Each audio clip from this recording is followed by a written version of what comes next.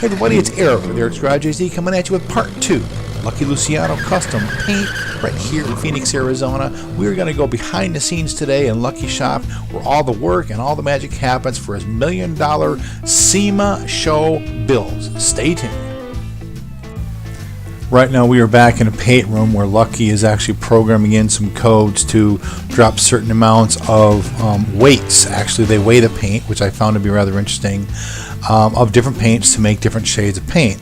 And I call Lucky the crazy mad scientist paint guy, which is pretty cool because the guy creates some really awesome paint. So this is what we're doing right back here in the shop. So what are we looking at? I got a 2013 Mustang, do some Black Pro, 3 different colors. Okay. And you're gonna do like a spray out so you can see each one you wanna pick. What's a spray out? Is like this. You spray the color. So we're gonna put again, this sometimes is for color match, or like in this case, I'm gonna spray the Black Pro in one of those panels and gonna put some clear coat and gonna put against the orange and see the customer agree with the color. Okay, gotcha. All right. So all right, it's just kind of simple. Okay.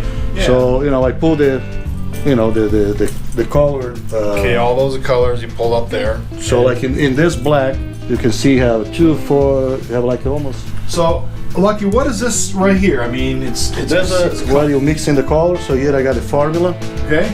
So all those toners, like this here, have probably 9 or 10 toners to make this Black Pro.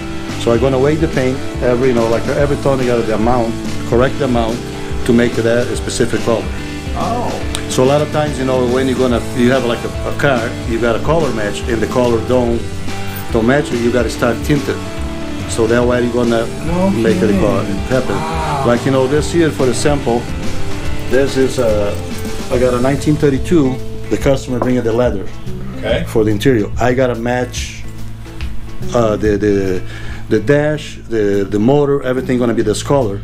So I got a color, a spray out, and I gotta do the same finish. So now I spray this color here. It's a little bit too dark or too bright. So I gotta start maybe put some white and make as close I can to this piece. That's gotta be a lot of work.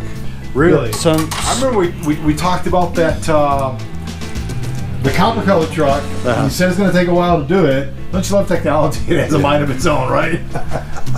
And so, under normal circumstance, how long does it take you to color match? Because you've been doing this for a while. This depends the color. A lot of times the cars coming to us, you don't have a no paint coat.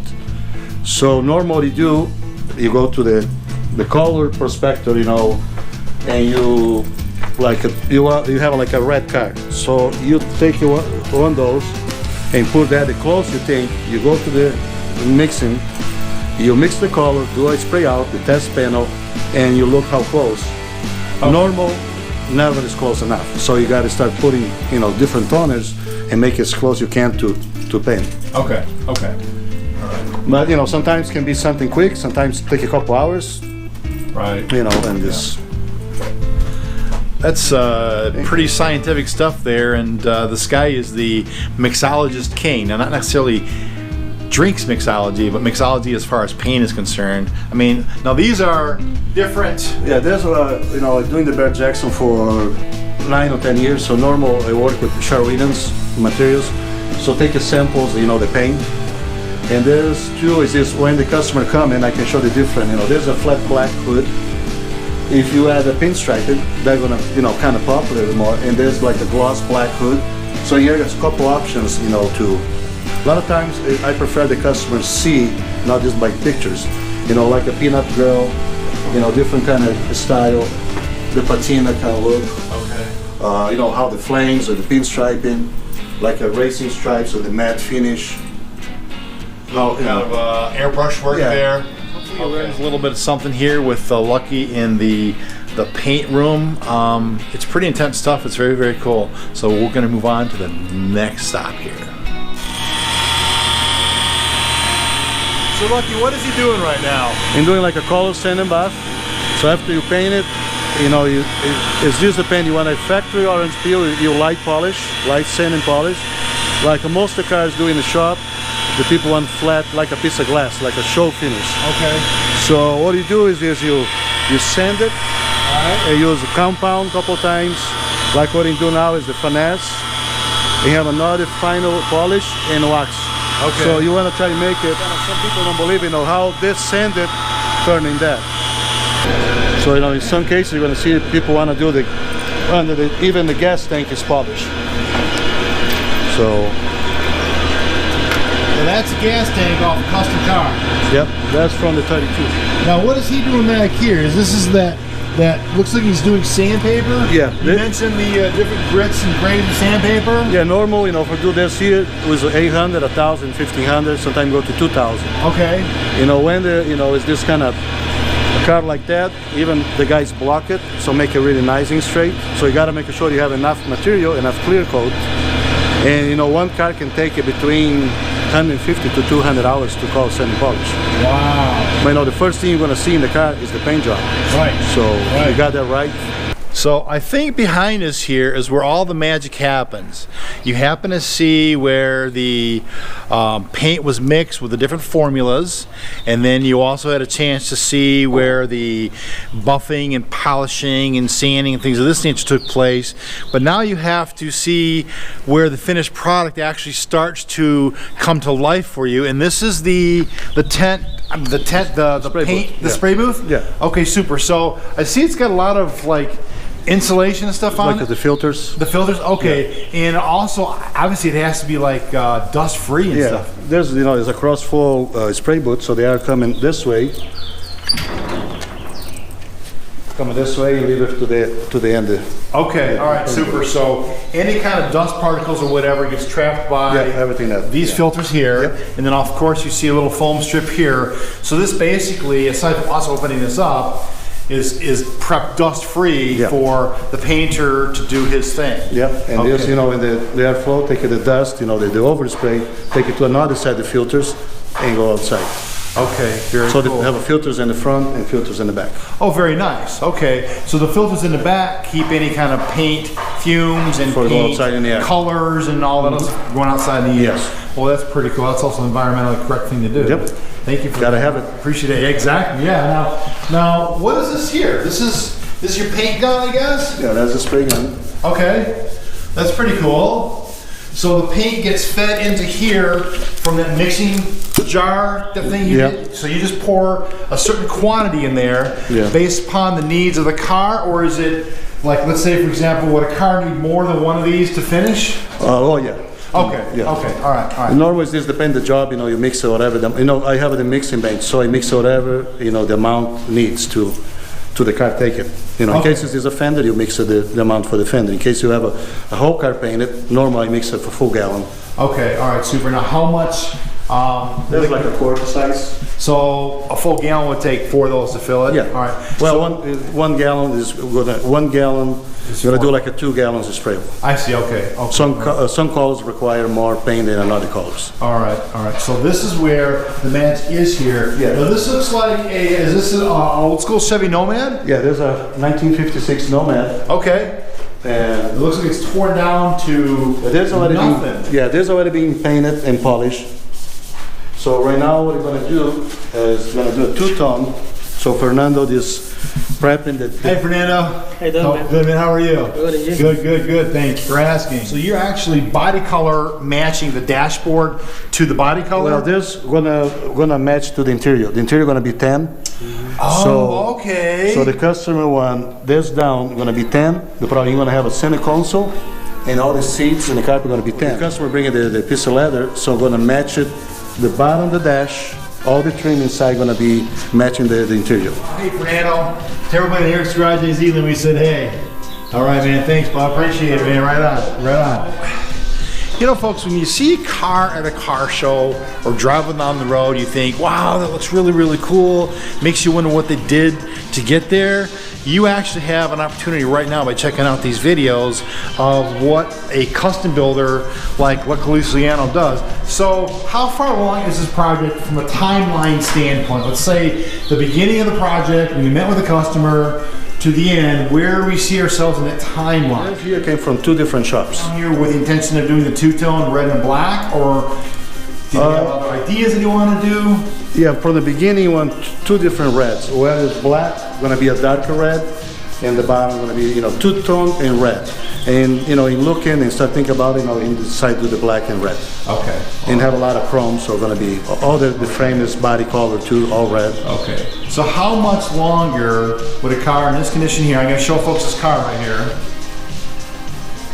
And these little things are where the chrome pieces go, Yeah, right? they have the nameplate. Okay. And there's all the chrome. Okay, okay. So how much longer would it be for this car in this condition to take to make it show car worthy? How much more time would you say has to be put into it? I'll take the body Friday. So today or tomorrow morning, Fernando going to spray the bottom with the dash. I believe it's probably going to take him with upholstery, glass.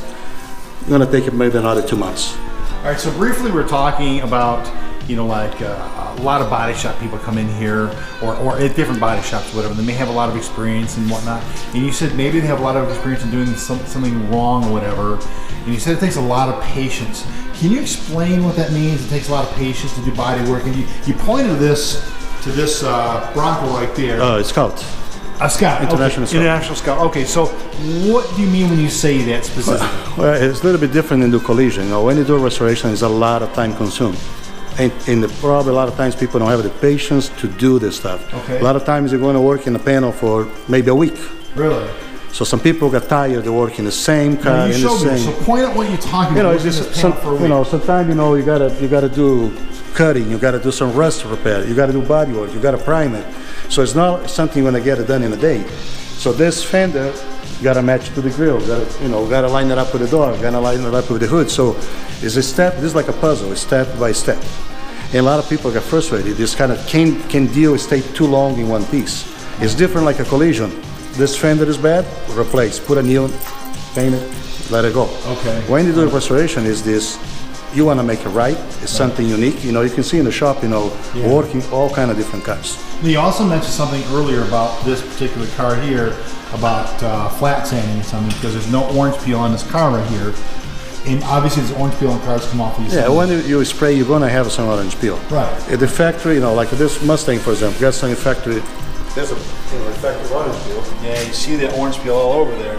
But when you want to, do like this cut here, or like the purple 33, you just like you're doing the gas tank in the back. You do want to make it flat, so that all the reflection, is just like a mirror finish.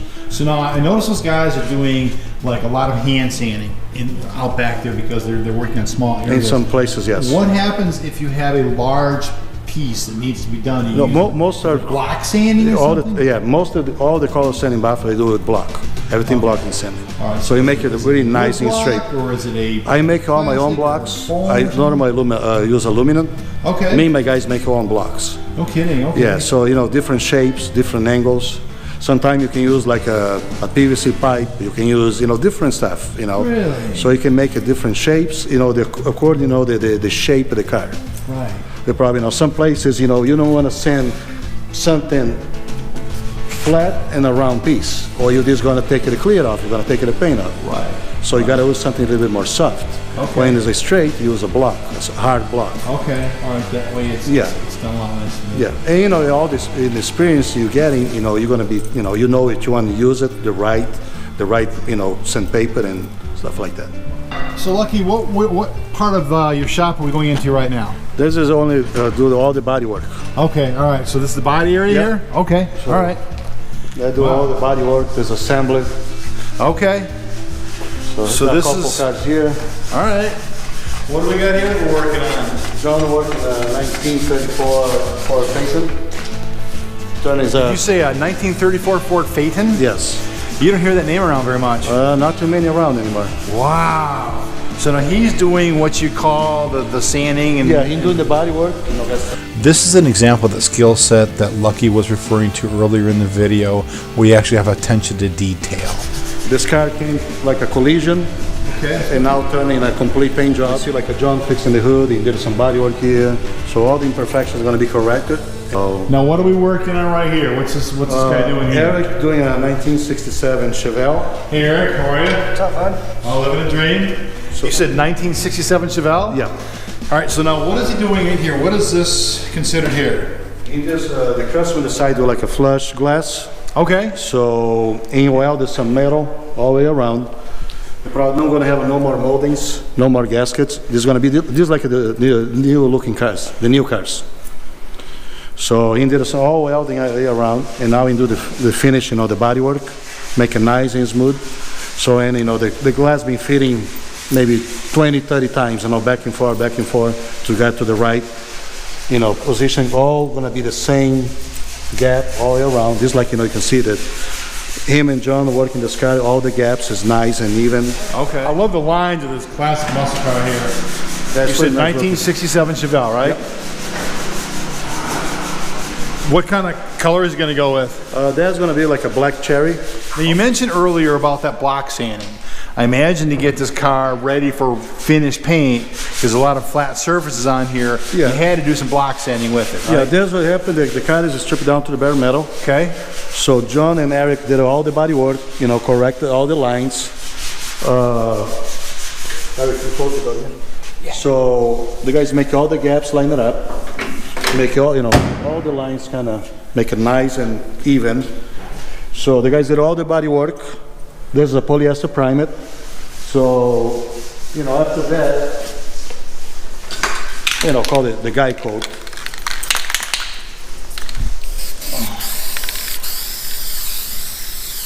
So you're spraying the whole entire car. The whole car is gonna have that. Okay. And the guy's gonna go with a different kind of blocks, like show like this here. They have some rods, Okay. so you can make it. But it is flexible. I noticed you bent it a little Well, bit. this right here now is kind of a little bit harder, and you have all kind of different blocks. You have some with aluminum, Okay. and see like this is being made. The guys make this is a nice hard aluminum, so you can block. Okay. So try to make it as straight as possible. All right. Now you prime it, and then you paint it, and then you clear coat it. Yeah, there's what happened is here. Okay. Right now, there's a polyester primer over the bodywork. Okay. Gonna block it with 150, 180. Gonna reprime it. And like in this case, the car gonna be black cherry.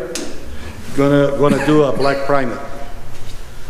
So that will help it like in the base. All right. So how many times during the process of the car from bare metal, like this car here, how many times will this car be block sanded before it's ready to hit the showroom? Too many. Too many? You're funny. Eric, you got anything to say about that, man? Too many, he says? All in a day's work. So, well, I'm gonna do the body work and block it. I'm gonna prime it and block it. I'm gonna put the second primer, block again. I'm gonna paint it clear, block again, and I hope it's good. Okay, there you go. Yeah, right on. Wow. Wow. So this is where also a lot of the magic happens here. So like this here is a collision. It's a 1949. So Oh no, that's not good. What happened here? somebody kind of cut in front of him and got in an accident. So right now they're waiting for the insurance to give it the final approval. I see, okay. Supposed to use the aftermarket parts, but in this case, John and Eric gonna fix it. Those pieces gonna be fixed. The guy's gonna make it as straight. Okay, because it is real, true Chevy metal, right? Yes. Okay, okay. So the customer don't want to put aftermarket, and in case gonna got something used, you still gotta sandblast it, start everything over. So somehow the guy's gonna make it happen. So we're gonna make it brand new again.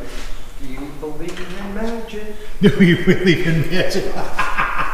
That's a good spirit, no? Yeah, right, yeah. That's the attitude to have, man. There's a customer I met. Oh, that's cool. They keep it everything like and find a lot of unique pieces, Oh, yeah, look at.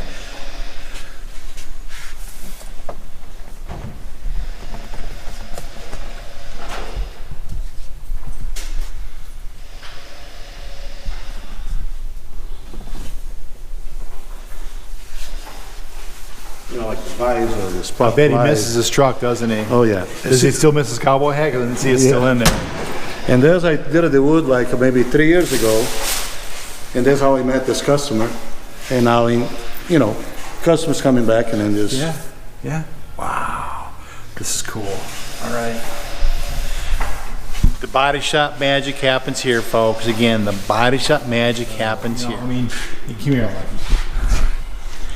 This guy is amazing. He has been doing this how many years now? 34, 35. 35 years, and you've seen some of his stuff. Look, Luciano is this off-the-chart cool cat. I have been honored to be here with him, and he's talked to us all sorts of stuff about body shop work, custom work, things of this nature. So if you have a need for a custom car to be done out there, Lucky Luciano is a guy to go to, all right? So what we say in Eric's Garage AZ Land is drive it like you stole it, bitches. Please like, subscribe, share. Anything else you want to add, Lucky, while we wrap it up? Come and see us. It was a pleasure to meet anybody, and let's make it happen. All right, all right. You heard it here first, folks. Lucky Luciano here in Phoenix. Love you guys. Bye.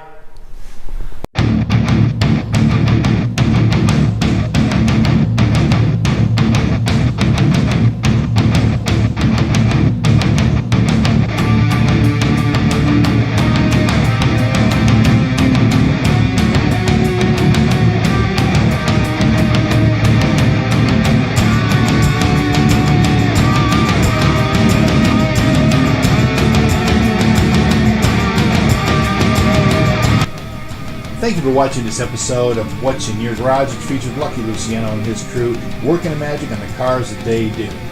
Stay tuned for more episodes of What's in Your Garage only here on Eric's Garage AZ. Every episode of What's in Your Garage airs Fridays at noon. Again, only here on Eric's Garage AZ. Stay tuned for the next episode of What's in Your Garage, which airs every Friday at noon.